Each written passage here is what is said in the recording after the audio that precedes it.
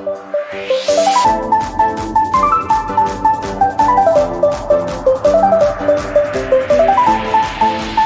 berdoa. Allah Bapa kami yang di surga, saat ini kami tiba waktunya untuk mendengarkan firman-Mu.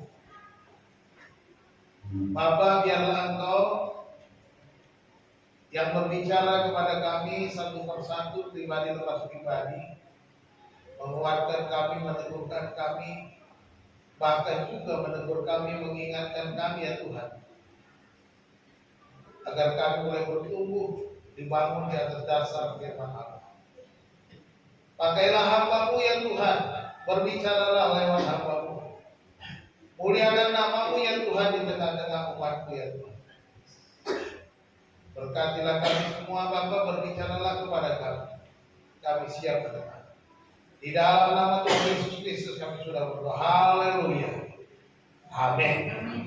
Silakan duduk kembali. Selamat pagi semuanya. Shalom. Shalom. Di nama Tuhan. Sehat semuanya? Tadi bapak-bapak penyanyi, ada bapak yang tak maju. Lambat. Baik, saudara-saudara yang kasih Tuhan, hari ini seperti yang sudah saya share di grup, khotbah saya judulnya diciptakan untuk Tuhan. Mari kita bersama-sama membaca dari satu ayat firman Tuhan dalam kitab Efesus pasal yang kedua ayat yang ke-10. Efesus pasal 2 ayat yang ke-10 ada di layar, bisa membacanya sama-sama ya. Mari kita membaca bersama-sama. 2, 3. Karena kita ini buatan Allah, diciptakan dalam Kristus Yesus untuk melakukan pekerjaan baik yang dipersiapkan Allah sebelumnya. Ia mau supaya kita hidup di dalamnya. Amin. Saya bacakan sekali lagi. Karena kita ini buatan Allah, diciptakan dalam Kristus Yesus untuk melakukan pekerjaan baik yang dipersiapkan Allah sebelumnya. Ia mau supaya kita hidup di dalamnya. Amin. Haleluya. Bapak Ibu Saudara dikasih Tuhan, kalau kita membaca kitab Efesus ini pasal 1 ayat 1 sampai 13 diceritakan atau dijelaskan karya Allah di dalam keselamatan manusia. Ya, di mana dikatakan bahwa Allah telah memilih kita, Bapa Allah memilih kita dalam waktu yang masa lampau, dalam kekekalan, sebelum dunia dijadikan, sebelum kita ada, sebelum Adam dan Hawa ada, sebelum manusia diciptakan, sebelum dunia dijadikan, dikatakan. Allah sudah memilih. Pak, memilih siapa? Kan belum dijadikan. Pertanyaannya tentu, inilah luar biasanya Allah kita. Beri kemuliaan buat Tuhan. Dia bisa memilih melakukan sesuatu yang ada di dalam pikirannya. Karena dalam pikirannya dia akan menjadikan manusia. Dan dia tahu bahwa manusia itu akan mengikuti kegaringannya, jalur, dan akhirnya dalam usaha itu Allah telah memilih kita. Memilih pribadi lepas pribadi menjadi orang-orang yang percaya. Dengan jalan apa? Dengan jalan penebusan oleh darah Yesus Kristus. Itu pasal 1 ayat 1. Dengan kematian Yesus Kristus di atas kayu salib, kita ditebus dosa-dosa kita. Dan kemudian kita dimeteraikan oleh Roh Kudus. Itu ayat 13. Jadi ayat 1 sampai 3 dijelaskan Bapa, Putra, Roh Kudus ada di dalam karya penyelamatan kita. Ya. Jadi Allah diselamatkan. Lalu kemudian pasal 1 ayat 15 sampai 23 isinya doa. Doa supaya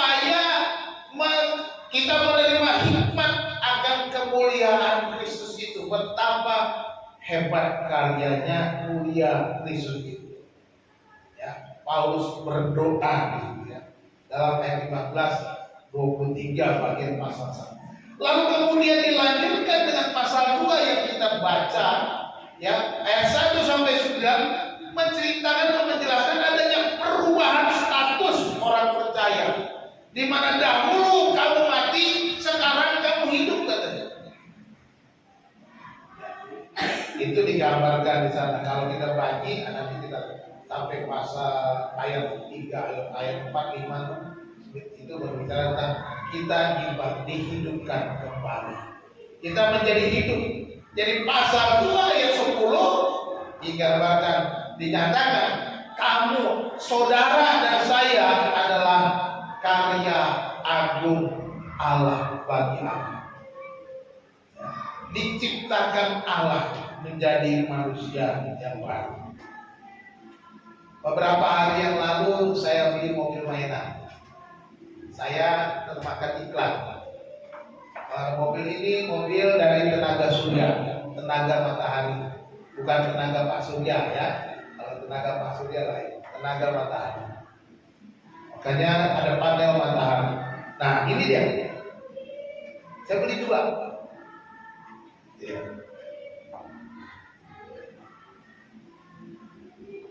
Mobil-mobilan ini saya pikir gede tadinya. Begitu saya beli, ternyata kecil banget. Kalau dia digambarkan nggak sesuai kan? Wah ternyata kecil banget. Gampang. Di sini saya belajar bahwa dalam iklannya kita anak-anak bisa diajarkan proses perubahan energi ya.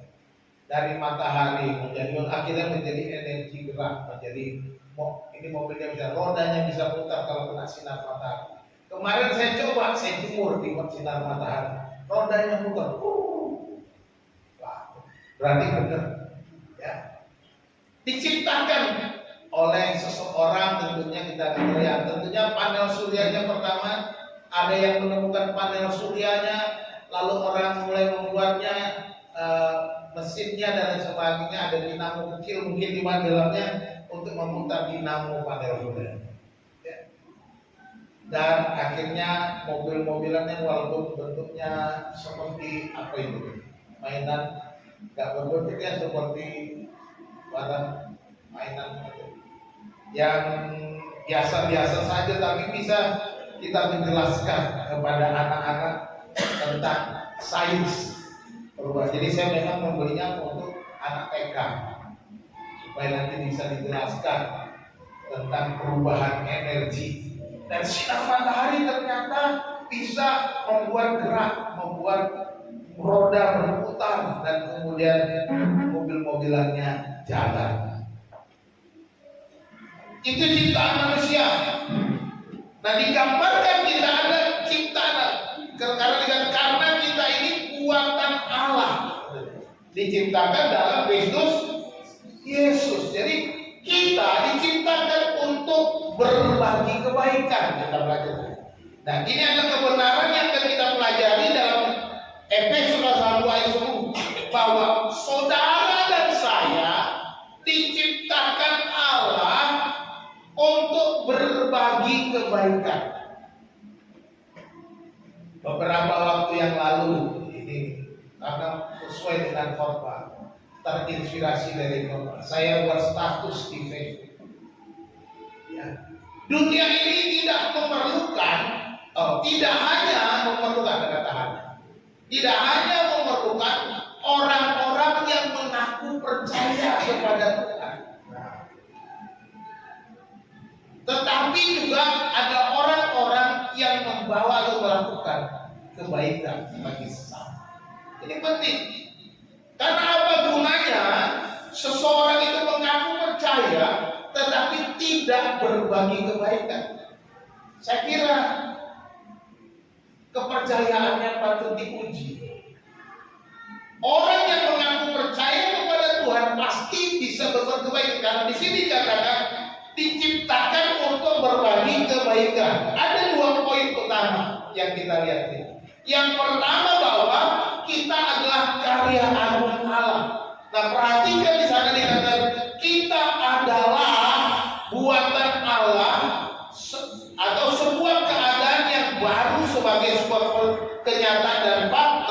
yang tidak berubah. Kata dijelaskan ketika dia berkata, Paulus berkata, kita adalah buatan Allah karena kita ini buatan Allah. Kalau di dalam bahasa aslinya itu digunakan kata kita adalah buatan Allah. Ada kata adalah, ya. Ikut makanya ada bahasa Yunaninya esmen gitu ya, esmen. Kalau itu kode. KIA itu artinya kini indikatif aktif. Nah, gambar bentuk gramatika seperti ini menunjukkan bahwa ini suatu keadaan yang sudah terjadi menjadi suatu keadaan yang tetap. Bahwa kita diciptakan menjadi buatan Allah, keadaan itu sudah tetap. Ketika kita percaya kita diciptakan baru dan keadaan itu tetap, gitu ya. Makanya digunakan kata buatan digunakan kata poiema. Bahasa Yunaninya poiema. Kalau dalam bahasa Inggrisnya sering dipakai istilah poem. Poem itu seperti syair, puisi. Makanya saya katakan kita ini karya seperti seorang seniman.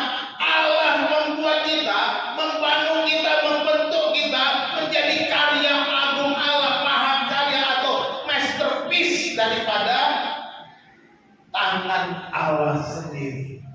Inilah kita orang percaya. Nah, dia membuat kita menjadi sebuah masterpiece.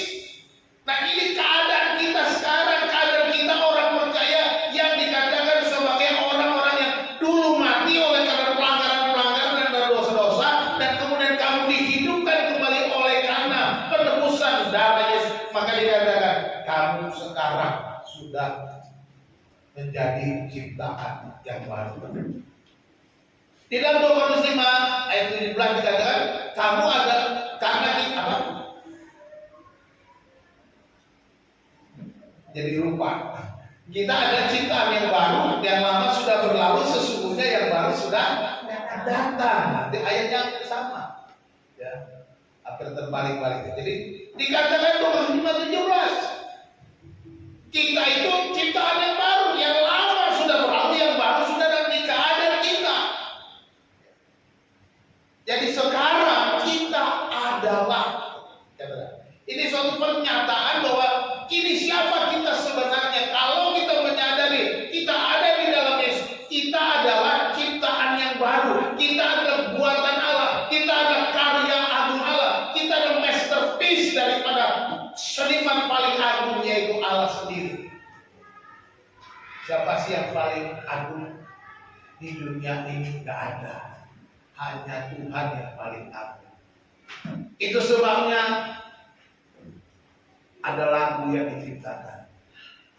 Bila ku lihat bintang gemerlapan dan bunyi guru riuh ku dengar, oh Tuhanku, tak putus aku heran melihat ciptaanmu yang besar. Ya. Maka jiwaku pun memujimu, sungguh besar Kau Allahku. Kita memuji Allah karena ketika kita melihat seluruh alam semesta, kita melihat bintang-bintang, ketika melihat segala ciptaan, ketika kita pergi healing, wow, luar biasa ciptaan Allah, kita mau begitu mengakuinya. Tetapi tahukah saudara, sesungguhnya dari semua ciptaan Allah, saudara dan saya adalah masterpiece-nya. Saudara dan saya adalah buatan poemnya Allah. Ini adalah masterpiece. Jangan merasa rendah diri. Saudara harus bangga. Saya ini masterpiece-nya Allah gitu. Katakan pada dirimu sendiri, saya masterpiece Allah. Saya masterpiece Allah. Kita karya agung Allah. Ini karena kita adalah buatan Allah. Dan ini keadaan yang harus menjadi keadaan yang tetap, tidak berubah. Ciptaan Allah. sudah. Makanya dikatakan di pasal 1 tadi, dipilih, ditebus, dimeteraikan. Ya. Luar biasa. Dipilih sebelum dunia dijadikan, ditebus oleh darah Yesus 2000 tahun yang lalu, kemudian dimeteraikan oleh Roh Kudus. Supaya apa? Supaya ketika kita datang menghadap Allah, meterai itu ada pada kita. Meterai itu ada pada kita, sehingga kita tidak mungkin ditolak. Jadi itu kan. Kemudian kita digunakan telah diciptakan dalam Kristus. Ya. Karena kita ini buatan Allah diciptakan dalam Kristus. Ya, dikatakan keadaan lamanya mati. Ayat 1 sampai 3 itu pasal 2 tadi. Dulu kamu mati katanya oleh karena pelanggaran-pelanggaran dan dosa-dosamu. Ya kan? Terus ayat 4 sampai 6, sekarang kamu hidup. Kenapa bagaimana? Oleh kasih yang besar, ayat 4. Dan kemudian dia menghidupkan bersama-sama dengan Kristus dan memberi tempat di surga. Coba satu orang baca ayat 4 dulu. Pasal 2 masih ayat 4, silakan dibuka Alkitabnya. Efesus 2 Ayat 4. ayat 4. Tetapi Allah yang kaya dengan rahmat, oleh karena kasih-Nya yang besar dan dilimpahkannya kepada kita.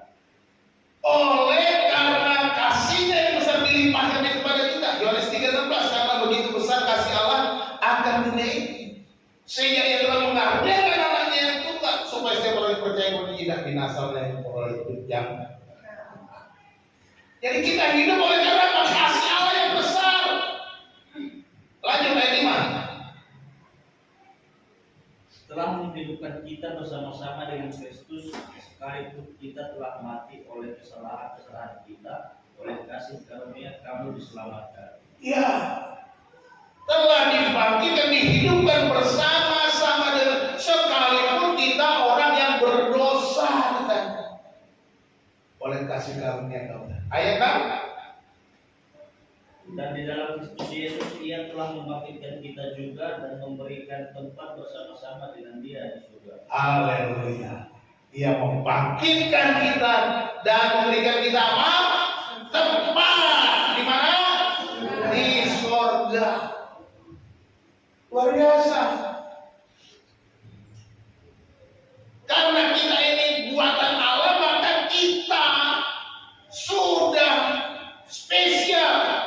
Sudah ada tempatnya.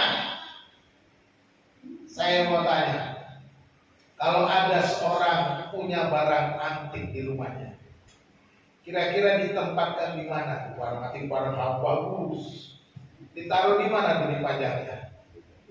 Hah? Di bawah kolong tempat tidur kan? Wow, taruhnya di depan, ditaruh dipajang di atas buffet supaya orang lain lihat. Kenapa? Ini barang berharga. Sudah ditempatkan. Demikian juga kita. Tuhan sudah pilih kita, kemudian ditempatkan di surga, di tempat yang paling mulia, di tempat yang paling hebat, luar biasa, di mana jalannya penuh dengan emas. Kita sudah ditempatkan di surga. Ini oleh karya agung Allah itu. Jadi kalau kita lihat itu prosesnya itu terjadi dulu, kemudian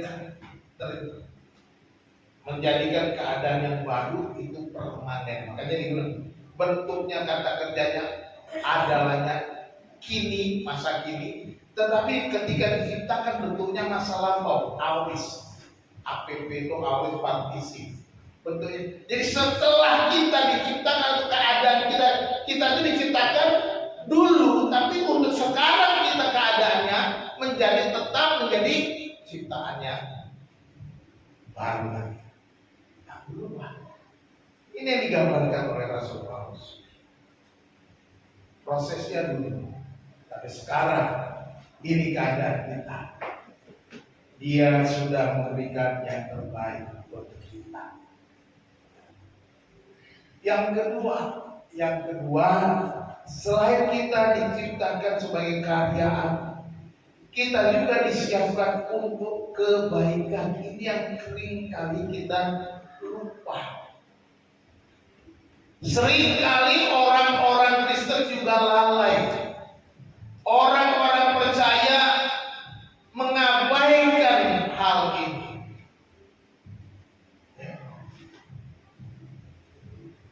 Dikatakan di dalam ayat itu, karena kita ini buatan Allah, diciptakan dalam untuk melakukan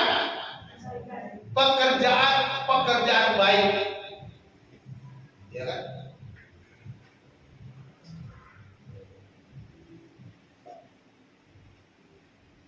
Lalu dikatakan yang dipersiapkan Allah sebelumnya. Ia mau supaya kita hidup di dalamnya.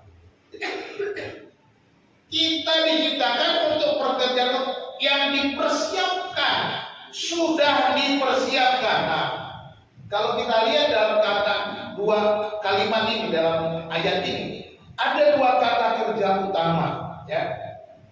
Kata kerja utama yang pertama itu tadi adalah. Jadi ini indikatif aktif. Kalau ada indikatif itu berarti kata kerja utama. Dan yang kedua itu dipersiapkan. Yang dipersiapkan alhamdulillah, tapi dia bentuknya aorist indikatif aktif. Ya, aorist indikatif. Yang dipersiapkan Allah. Aorist itu bentuk masa lampau dalam gramatika Yunani atau dalam bahasa Inggris itu past tense. Ya. Jadi Allah mempersiapkan jauh sebelumnya. Ketika dia sudah memilih kita, Allah telah memilih sebelum dunia dijadikan di dalam Kristus. Kita sudah dipersiapkan. Dipersiapkan untuk apa? Untuk pekerjaan baik. Yang dipersiapkan, kita dipilih apa? Dibentuk untuk pekerjaan baik yang dipersiapkan Allah sebelumnya. Allah telah mempersiapkan kita jauh sebelum kita ada. Jauh sebelum kita tahu bahwa kita sudah dipersiapkan. Ya. Kalau kita melihat dulu, jadi tujuannya jelas supaya kita segera memulai melakukan atau hidup di dalam pekerjaan baik. Kalau kita membaca kembali ayat itu ya, di dalam Efesus itu, tolong bisa ditayangkan Efesusnya, Efesus 2 ayat 10 ke atas, langsung ya, bisa diklik ke atas, klik aja. Ya. Perhatikan di sini, karena kita ini buatan Allah, ini pada poema buatan, ini bukan kata kerja. Kata kerja ini artinya kita adalah, kata ini terjemahan dari adalah. Jadi kalau terjemahan Arabnya, karena kita adalah buatan atau ciptaan Allah yang diciptakan di dalam Kristus Yesus untuk melakukan kata kerja di sini, melakukan di sini bukan bentuk kata kerja utama. Kata kerja utamanya di sini adalah yang dipersiapkan, kata lalu dipersiapkan. Jadi Allah mempersiapkan kita sebelum Allah mau supaya kita hidup di dalamnya. Nah, kata dia mau supaya kita hidup, kata hidup di sini digunakan kata kerja kembali ke yang layar yang tadi. Ya. Bisa langsung ke layar yang kedua. Nah, klik yang tadi. Nah, ini kan ya. Oke. Nah. Kata dia mau supaya kita hidup di dalamnya, kata hidup diterjemahkan mana kata hidup ditarik kata kerja peripateu ya, ini salah peripateu. Peripateu itu artinya berjalan, mengikuti, makanya diterjemahkan hidup atau melakukan, bertindak gitu kan. Jadi benar ini bentuknya subjektif ya, menunjukkan bahwa supaya kita berjalan atau hidup di dalam pekerjaan baik itu. Ia mau supaya kita hidup di dalamnya, kata di dalamnya itu di dalam pekerjaan baik. Kalau di dalam bahasa Inggris katanya itu bentuknya jamak, bukan tunggal. Kalau dalam bahasa Inggris selalu jelas, dalam bahasa Indonesia nggak jelas. Memang dalam bahasa aslinya bentuknya jamak, kata ganti orang bentuk jamak di dalamnya. Nya itu menunjukkan bahwa pekerjaan baik, karena pekerjaan baik di situ di dalam bahasa aslinya juga dalam bentuk jamak, merupakan kata ganti untuk pekerjaan baik tadi. Jadi Allah mau supaya kita melakukan atau bertindak berjalan di dalam pekerjaan baik. Yang arti kita sudah dipersiapkan, terpersiapkan untuk apa? Untuk pekerjaan supaya ini tujuannya. Kata supaya itu karena dia bentuk awal subjektif, maka dia supaya kita segera, tidak nunda-nunda, supaya kita memulai kehidupan yang baik itu. Itu artinya awalnya, bukan bentuk awalnya, karena bentuk subjektif. Ini kayaknya agak berat ya, pakai bahasa asing supaya kita paham. Jadi kalau kita ngerti ayat itu, ngerti bahwa ini, bahwa kita bukan hanya sekedar tahu supaya ini suatu pernyataan atau ayat firman itu supaya kita mulai hidup yang baru itu. Jangan tunda-tunda hidupmu yang baru, jangan lagi hidup yang lama, jangan lagi gayamu sama saja seperti gaya hidup yang lama. Ya kan?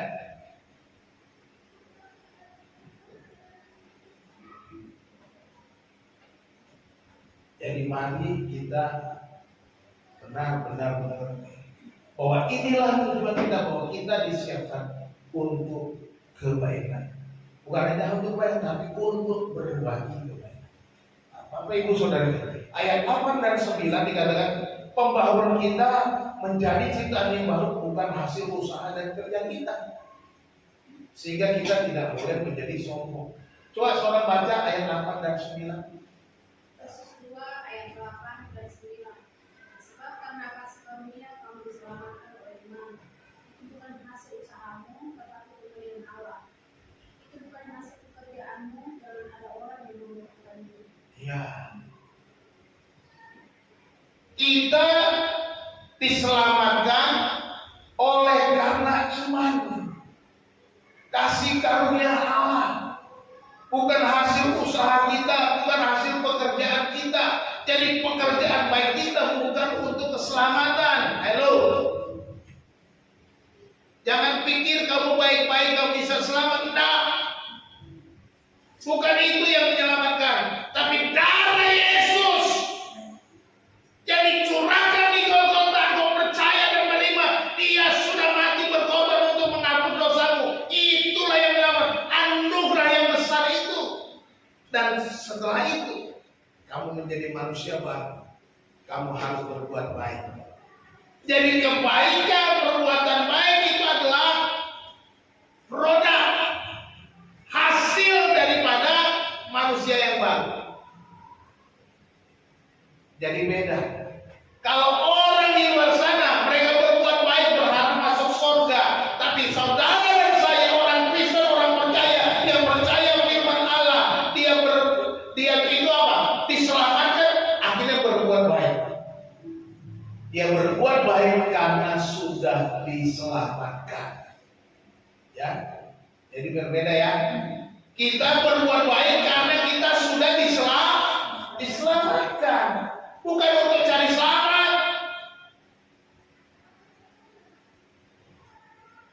Ada orang di luar sana kan mereka berbuat baik untuk cari selamat. Tapi saudara nggak boleh sama dengan mereka. Inilah bedanya Alkitab ajarannya dengan di luar sana. Bahwa kita berbuat kebaikan itu karena sudah Allah siapkan. Karena kita sudah diciptakan baru dan diformat sedemikian rupa seperti mesin AI. Diformat, gitu ya, supaya kita menghasilkan pekerjaan baik. Inilah yang disebut poema tadi, karya agung, atau seperti sebuah kendaraan yang baru keluar dari pabrik, sudah siap dengan segala fitur-fitur bagi kebaikan pengendaranya, ready. Ya. Tapi saudara dikasih Tuhan, sekalipun mobil-mobil itu bisa keluar dijual, tapi ada kalanya salah perhitungan, betul nggak? Akhirnya pernah ada mobil-mobil yang ditarik pulang, dipanggil kembali ke pabrik untuk diperbaiki karena ada kesalahan teknis. Itu buatan manusia. Tetapi saya mau katakan saudara dan saya sudah diciptakan Allah dan ready untuk berbuat baik, dan Allah tidak pernah tarik kembali masuk pabrik lagi dan katakan ada yang salah dengan Ferdinand. Kalau saudara tidak bisa berbuat baik, bukan salahnya pada Tuhan yang membuatnya, salahnya pada diri kita yang keras kepala, pada diri kita yang tidak mau menghasilkan kebaikan, pada diri kita yang tidak mau menghasilkan dampak yang baik bagi orang percaya, orang-orang percaya. Karena inilah panggilan kita, kita harus menjadi garam dan terang. Yesus bilang kamu adalah garam dunia. Jika garam itu menjadi tawar, dia tidak bisa dihasilkan selain dibuang dan diinjak-injak orang. Kita juga dikatakan bahwa kita harus menjadi terang. Kita harus menerangi orang-orang. Tidak ada gunanya terang itu kalau ditaruh di bawah, gantang saja. Tapi orang akan mau taruh terang itu di atas kaki dia, supaya menerangi orang lain. Jadi kita sudah dipersiapkan. Ya. Ini tujuannya bukan kapan-kapan, tapi segera mulai. Pak, kok saya nggak bisa? Saya baca renungan beberapa hari, kemudian saya ditegur Tuhan. Ya, kalau saya bagi-bagi ayat-ayatnya supaya mengendalikan amarah, emosi. Saya langsung bilang sama Tuhan, "Mak, saya mulai sekarang janji mau mengendalikan emosi." Kenapa saya harus bilang gitu? Gak boleh saya diam. Kalau saya diam, nanti saya bisa mengingkari janji saya sendiri. Saya ngomong supaya saya bisa dikoreksi sama istri saya. Kan gitu. Jadi kalau saudara punya tekad sama istri sama anak, ngomong supaya nanti kalau saudara salah, loh udah janji loh. Kan gitu. Maka saya berani ngomong, saya janji. Saya akan mengendalikan. Saya baca firman Tuhan, renungannya kok saya ditegur. Saya belajar. Tadi pagi sampai di sini. Mau masuk, Bu Hana nggak bawa kunci. Kunci ruko. Saya bagaimana? Pas mau bukan bawa kunci nggak mau. Waduh lupa. Saya tenang. Saya ingat janji saya. Saya ingat janji saya. Mereka turun dari mobil, saya telepon Henny. Kebetulan kunci saya dipegang sama Henny. Sudah saya kasih. Masih lama. Sebentar lagi Pak, tolong cepat ya. Kalau mama ketinggalan kunci. Udah saya bilang, saya matikan. Terus saya panggil istri saya. Ma, dia udah tahu. Sabar. Berhasil. Puji Tuhan. Ini kita harus mulai. Ya, harus mulai. Jadi begitu. Bukan nanti tunggu nanti tasok nggak jadi perubahan itu. Karena dikatakan supaya kamu berhidup di dalamnya itu mulailah segera, bukan nanti, untuk perbuatan baik.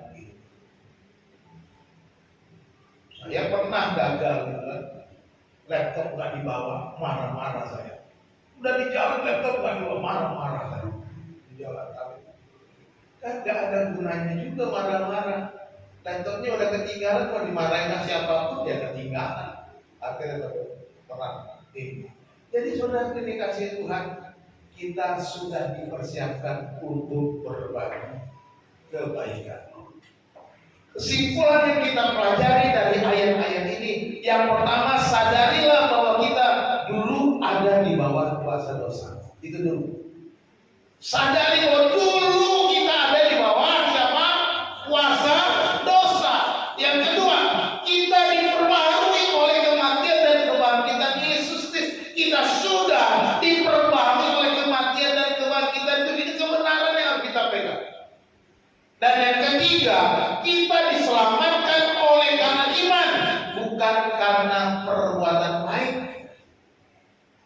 Bukan karena perbuatan baik kita diselamatkan. Karena Yesus, karena iman kita, kasih karunia Allah, anugerah Allah semata. Lalu perbuatan baik itu adalah produk keselamatan yang kita terima. Amin. Kalau ini produk keselamatan, mari kita berlomba-lomba. Ya. Mulai segera, jangan ditunda-tunda. Oke? Amin. Kita duduk. Diciptakan untuk Tuhan ada dua hal. Yang pertama, kita adalah karya Allah, masterpiece-nya.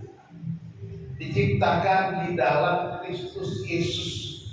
Bukan sekedar diciptakan. Memang Adam dan Hawa diciptakan dengan tangan Tuhan, dihembuskan nafasnya, jatuh ke dalam. Tapi sebagai manusia rohani, kita diciptakan di dalam Yesus Kristus oleh karena kematian Yesus di kayu salib. Apa yang harus kita lakukan sebagai karya agung Allah? Yang pertama, kita harus bersyukur atas keselamatan yang dikaruniakan kepada kita. Bersyukur. Dan yang kedua, pancarkan kemuliaan Allah itu. Karena kita diciptakan untuk kemuliaan, kita harus pancarkan. Betul-betul kita sebagai karya agung Allah. Kita sudah ditempatkan di tempat yang terbaik sebagai masterpiece-nya Allah. Pancarkan kemuliaannya, bukan kemuliaan kita. Yang kedua, kita sudah disiapkan untuk berbagi kebaikan. Lalu apa yang kita lakukan? Yang pertama, percayalah bahwa kita mampu berbuat hal-hal yang baik. Kita mampu melakukan pekerjaan baik, hal-hal yang baik. Karena sudah dikatakan yang dipersiapkan Allah sebelumnya. Allah sudah persiapkan sebelumnya. Ya. Dan yang kedua, layanilah Allah di dunia ini dengan perbuatan baik. Melayani Tuhan bukan cuma di gereja. Melayani Tuhan di rumahmu, membantu orang tua, ya, di rumahmu, membantu tetangga, di pasar, di sekolah, di mana saja, berbuatlah yang baik. Ini melayani Tuhan namanya. Pelayan-pelayan Tuhan harus melakukan hal-hal yang baik, itu pelayan Tuhan. Tapi kalau kita hidupnya kacau, di mana kita ada di sekolah bikin ribut, di tiap hari orang tua dilapor, Pak, anak bapak begini begitu, nah itu nggak melayani Tuhan. Ya. Jadi melayani Tuhan jangan hanya pikir di gereja. Melayani Tuhan dengan perbuatan baik kita. Jadi kita menyatakan rasa syukur kita dengan melakukan perbuatan baik. Jadi inilah dua hal ini yang perlu kita ingat dari Efesus pasal 2 ayat yang ke-10, bahwa kita adalah karya agung Allah, dipersiapkan untuk berbagi kebaikan. Tuhan yang memberkati, kita berdoa. Kami bersyukur kepada Bapa untuk firman Tuhan yang sudah kami baca, kami renungkan, kami bahas. Tuhan, hamba-Mu berhenti berbicara, biarlah Roh-Mu menyala-nyala di dalam kami, membangkitkan semangat kami untuk kami segera memulai hidup yang baru, berbagi kebaikan bagi orang-orang di sekitar kami, memuliakan nama-Mu, menyenangkan hati. Terima kasih ya Tuhan, hamba-Mu berhenti berbicara, biarlah Roh-Mu yang kudus, yang terus mengingatkan kami. Terpujilah nama Tuhan, kami mengucap syukur untuk firman Tuhan pada pagi hari. Ajar kami ya Tuhan untuk menjadi pelaku firman. Di dalam nama Tuhan Yesus Kristus kami mengucap syukur dan berdoa. Haleluya. Amin.